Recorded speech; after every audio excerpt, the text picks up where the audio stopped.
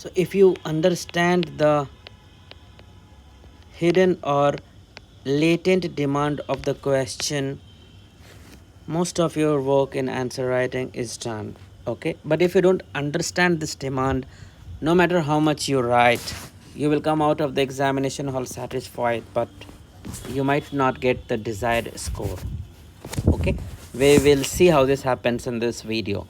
So this is a question on MN Srinivas attempted by rank 2 Animesh Pradhan.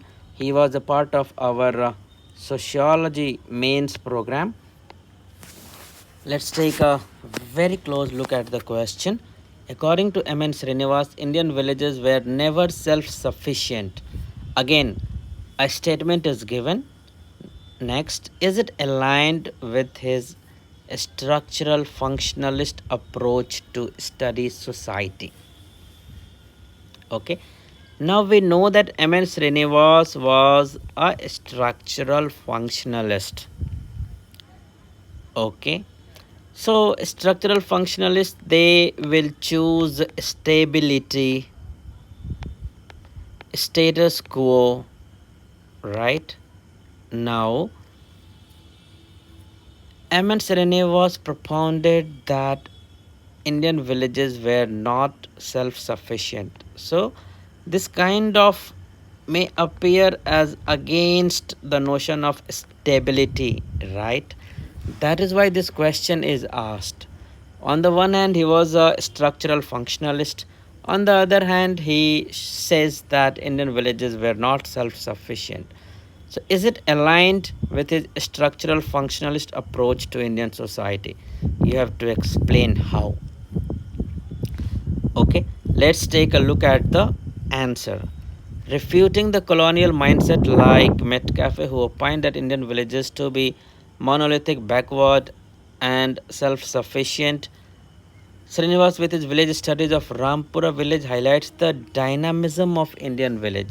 You can also make a reference to little republics here. Okay, Srinivas undertakes a structural functionalist approach. So you can mention that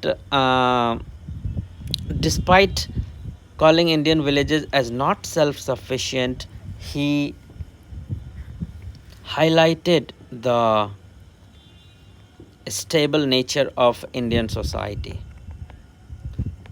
Okay. So how he ensured this? So the arguments are good, just we can better link it to the theme of the question. Okay, how the concept of Sanskritization, which even if the villages were not self-sufficient, this helped maintain the stability. It is aligned with his structural functionalist approach. Identity politics. So villages became an identity where an insult to the village is considered as personal insult. He highlights horizontal and vertical solidarity through caste. So it acknowledges a contribution of caste, but the Western sociologists, they saw caste as divisive, not as something having a functional role. So that shows how MN Srinivas adopted a structural functionalist approach to village also. Political mobility, all those arguments you can mention. So this explains how, despite calling Indian villages as not self-sufficient, MN Srinivas maintained a structural functionalist view of Indian villages. Okay, then in short, you can mention the criticisms, that is fine. Some more space can be given to the conclusion part. The conclusion says, instead, hence, Srinivas's concept of village paved the way for village studies, which enriched the sociological imagination of the concept.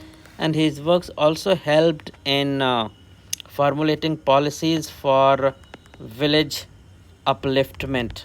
So that was his direct contribution to the overall empowerment and upliftment of Indian villages.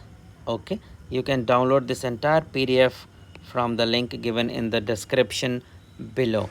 Okay, in this PDF you will find the links to our courses, the links to our contacts. You can download the answer copy of Meda Anand, who got 310 in sociology. It is among the highest marks in sociology. Okay, take very good care of yourself. See you in the next video. Bye bye.